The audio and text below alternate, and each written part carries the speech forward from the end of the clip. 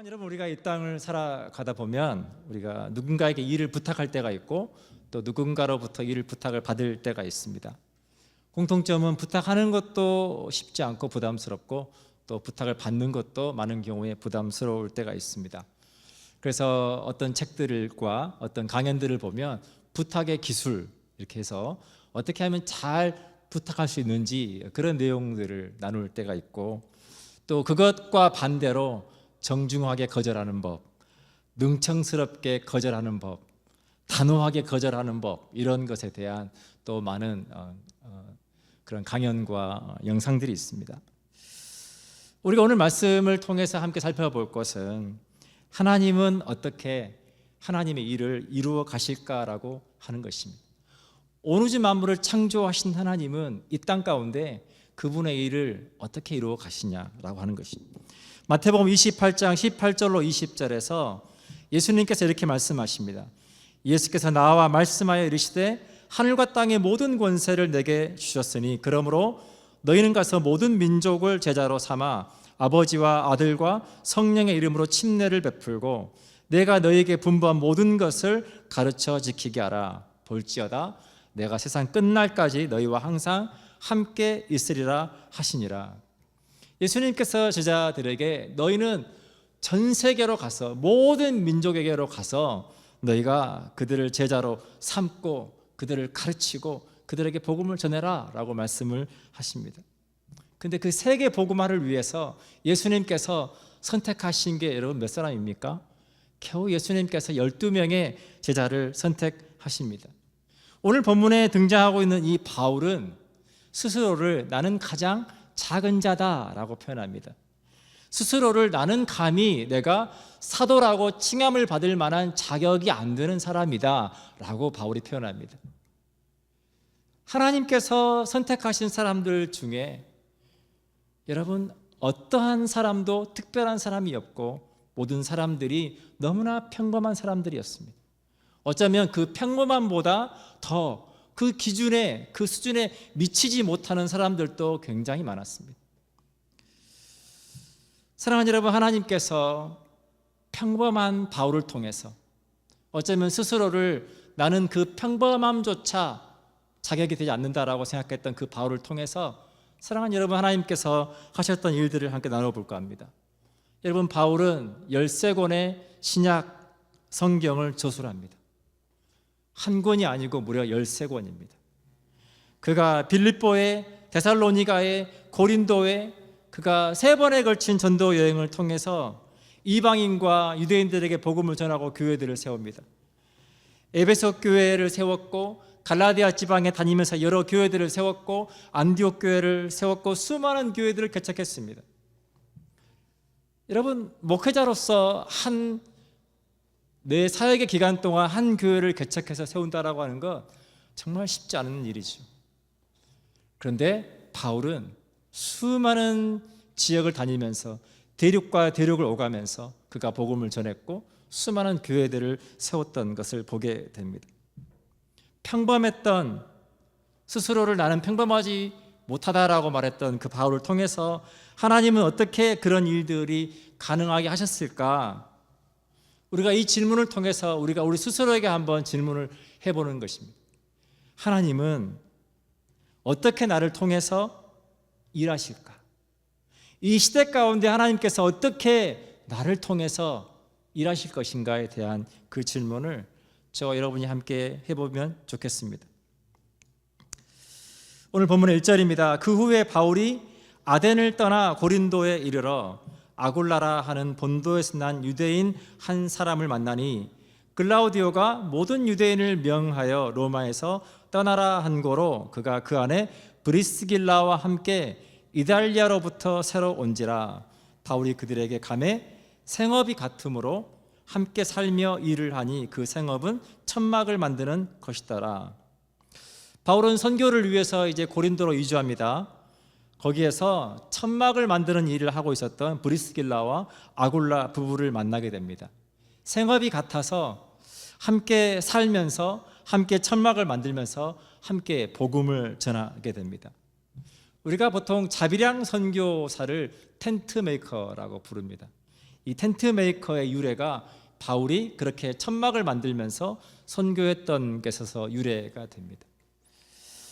홀로 복음을 전했던 바울에게 있어서 이 브리스가와 아굴라 이 부부는 유대인이었고 그리스도인이었으며 바울처럼 천막을 만드는 일을 했었기 때문에 바울에게 있어서 굉장히 큰 힘이 되었습니다.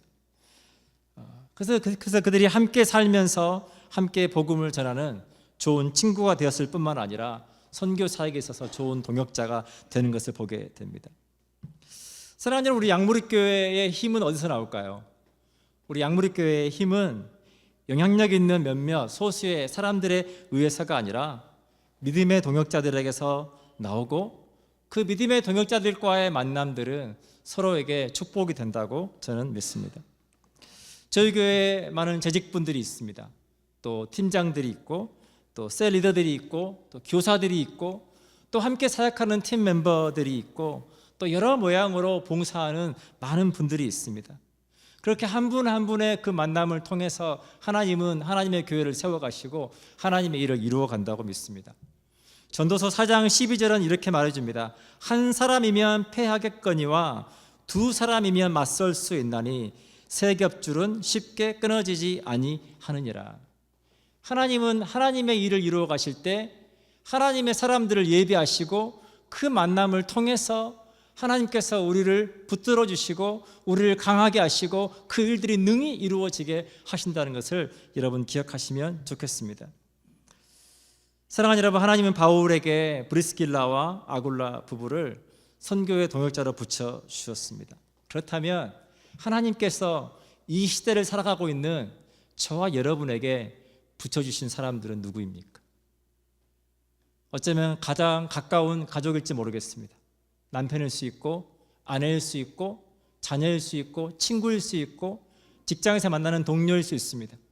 그럼 사랑하는 여러분 눈을 들어서 여러분 주변을 살펴보십시오. 하나님은 오늘 또 신실하게 저와 여러분 삶 가운데 귀한 만남들을 예비해 놓으셔서 그 만남을 통해 하나님의 일을 이루어 가시며 그 만남이 하나님의 축복이라고 하는 것을 여러분 기억하시면 좋겠습니다. 4절입니다. 안식일마다 바울이 회당에서 강론하고 유대인과 헬라인을 권면하니라. 실라와 디모데가 마게도냐로부터 내려오매 바울이 하나님의 말씀에 붙잡혀 유대인들에게 예수는 그리스도라 밝히 증언하니 그들이 대적하여 비방하거늘 바울이 옷을 털면서 이르되 너희 피가 너희 머리로 돌아갈 것이요 나는 깨끗하니라. 이후에는 이방인에게로 가리라 하고. 바울이 이제 복음을 전합니다. 근데 늘 바울의 선교 사역 가운데 늘 바울이 복음을 전할 때 핍박이 있었고 그 핍박은 단지 그냥 어떤 욕을 하는 정도가 아니라 생명의 위협이 있는 상태에서 끊임없이 바울은 복음을 전해왔습니다. 그럼에도 불구하고 바울이 어떻게 계속 복음을 전할 수 있었을까? 그거에 대해서 오늘 성경은 5절에 바울이 하나님의 말씀에 붙잡혀서 예수 그리스도가 메시아라고 하는 것을 증거했다 기록하고 있습니다. 사랑하는 여러분, 우리가 일반적으로 붙잡혔다라고 하는 말의 의미는 뭐냐면 우리가 무언가에 묶여 있어서 꼼짝하지 못할 때 우리가 붙잡혔다라고 표현합니다. 사랑하는 여러분, 바울이 말씀에 붙잡혔다라고 하는 그 단어가 헬라어로는 시네코라고 쓰여 있습니다. 이 시네코의 의미는 뭐냐면 결합되어 있다 그 뜻입니다. 약간 붙잡혀 있다는 의미보다 결합되어 있다. 바울이 하나님의 말씀과 지금 결합되어 있다라고 말하고 있습니다. 요한복음 15장 7절로 8절에서 예수님께서 이렇게 말씀하십니다. 너희가 내 안에 거하고 내 말이 너희 안에 거하면 무엇이든지 원하는 대로 구하라. 그리하면 이루리라. 여러분 잘 보십시오. 너희가 내 안에 거하고 내가 너희 안에 거하면 이라고 말하지 않고 너희가 내 안에 거하고 내 말이 너희 안에 거하면 이라고 말씀하고 있습니다. 무슨 말입니까? 하나님의 그 말씀에 능력이 있어서 그 말씀이 우리로 하여금 하나님의 뜻을 이루며 이 땅을 살아갈 수 있도록 우리의 삶에 능력을 주고 우리 삶이 힘이 된다라고 하는 것입니다. 그래서 바울이 핍박을 받으면서도 말씀에 붙잡힌 그 능력을 덧입어서 그가 포기하지 않고 계속 복음을 전할 수 있었다라고 하는 것입니다. 사랑하는 여러분, 여러분의 삶을 붙들어주는 것은 무엇입니까? 많은 분들이 어쩌면 가족일 수 있을 것 같아요. 내 가족이 있어서 가족이 나를 붙들어주고 있습니다. 아니면 친구일 수 있습니다. 내 친구가 나를 붙들어주고 있습니다. 사랑하는 여러분, 우리의 삶 가운데 많은 것들이 필요합니다. 우리가 이 땅을 살아갈 때 좋은 가족이 필요하고 또 좋은 친구가 필요하고 어떤 여러 상황과 내가 좋아하는 음식이 필요하고 우리를 붙들어주는 많은 것들이 있습니다.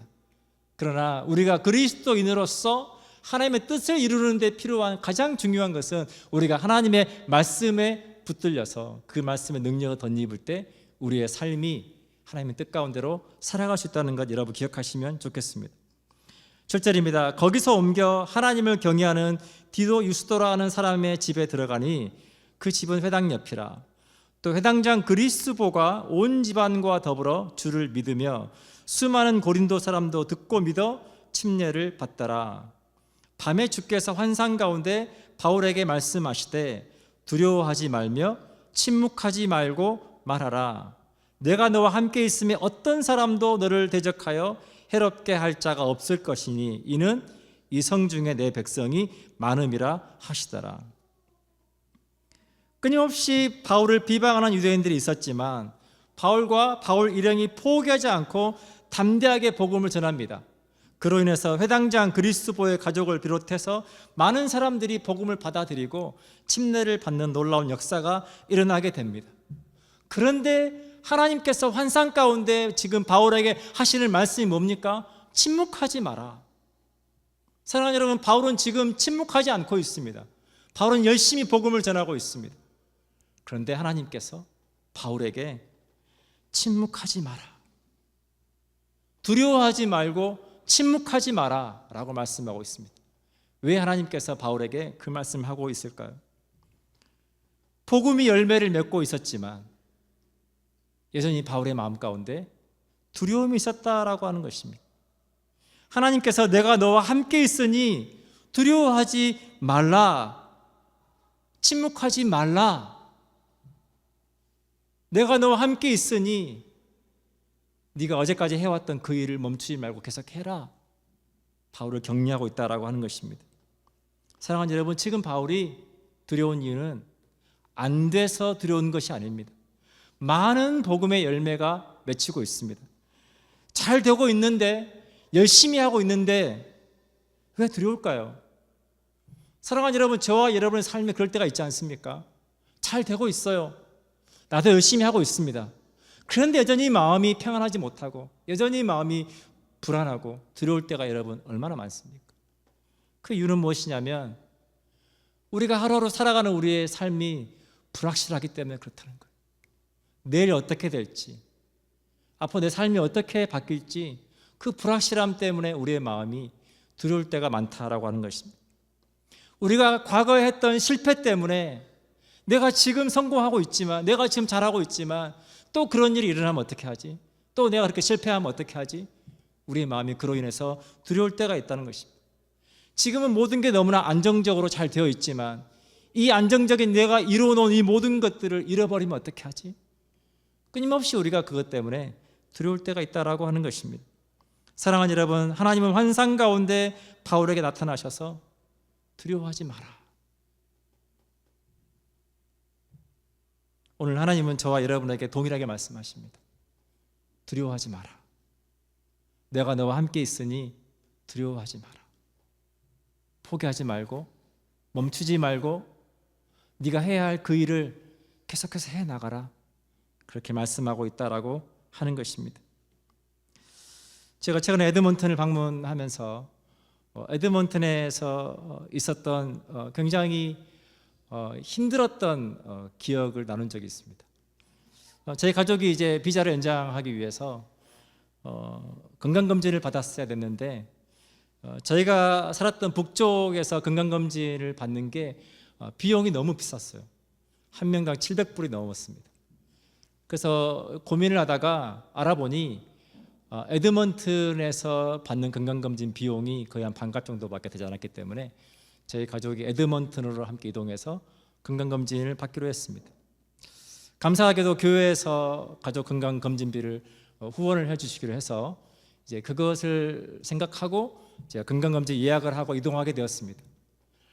그런데 이 우편 발송에 문제가 돼서 체크가 저희 집으로 오지 않고 체크가 다른 곳으로 가버린 거예요. 그래서 이제 예약은 돼 있고 저희는 떠나야 되고 하는 상황에서 어쩔 수 없이 건강검진 비용이 없이 제가 에드먼튼에 예약되어 있는 병원으로 향하게 되었습니다.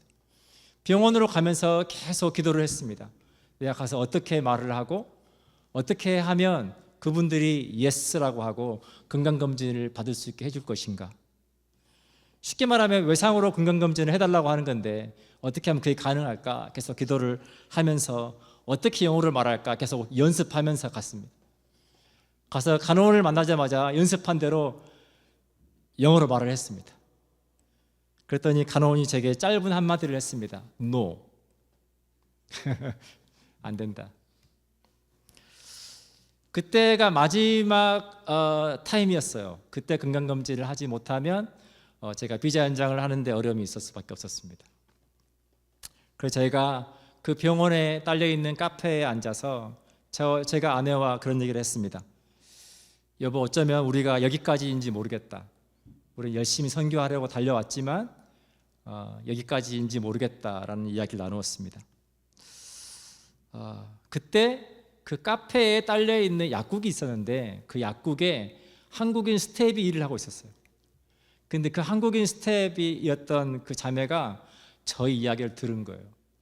여보, 우리가 여기까지인지 모르겠다. 한국 돌아가야 할지 모르겠다. 그랬더니 그 약국의 스텝이 의사를 만나서 의사에게 저희의 상황을 설명하고 의사에게 오케이를 받아서 다시 저희에게 와서 들으려고 한 건 아닌데 사연을 듣게 됐습니다. 제가 의사에게 말해 놓았으니 의사에게 가서 건강검진을 받으시면 됩니다 라고 하는 거예요. 그래서 제가 의사를 만나서 건강검진을 하게 되었습니다. 근데 그 병원에서만 끝나는 게 아니고 또 다른 클리닉으로 이동해서 또 검사가 더 있는데 그 의사가 하는 말이 그러면 그 클리닉으로 가서 건강검진할 그 비용은 있냐고 묻는 거예요. 제가 없다고 그랬더니 그 뭘 믿고 7시간 동안 운전해서 여기까지 왔냐라고 하는 거예요. 그러면서 그 의사가 클리닉에 다 전화해서 얼마가 필요한지를 확인해서 그 현금까지 빌려주었습니다. 그러면서 제게 한마디를 하는 거예요. 제가 여러분들과 그 한마디를 나누려고 하는 겁니다. 그러면서 잊히지 못할 한마디를 하는 거예요. 우크라이나 의사였어요. Keep doing God's work. 하나님의 일을 멈추지 마라. 제가 아내와 둘이서 어쩌면 여기까지인지 모르겠다 라고 한 그 말을 듣고 이 의사가 하나님의 일을 멈추지 마라. 사랑하는 여러분, 저와 여러분 삶 가운데 그러한 경험할 때가 얼마나 많습니까? 어쩌면 지금 이곳에 있는 여러분 가운데 내가 해야 하지만 그러나 그만하고 싶은 여러 가지 마음의 갈등과 어려움이 있는 분들이 분명히 있을 것입니다. 사랑하는 여러분, 여러분이 해야 할 그 일을 하나님께서 저와 여러분을 통해서 하고 있는 그 일을 여러분 멈추지 말고 계속 갈 수 있기를 축복합니다. 여호수아서 1장 9절은 이렇게 말합니다. 내가 내게 명령한 것이 아니냐. 강하고 담대하라. 두려워하지 말며 놀라지 말라. 내가 어디로 가든지 내 하나님 여호와가 너와 함께 하느니라 하시니라. 우리 함께 기도하기를 원합니다.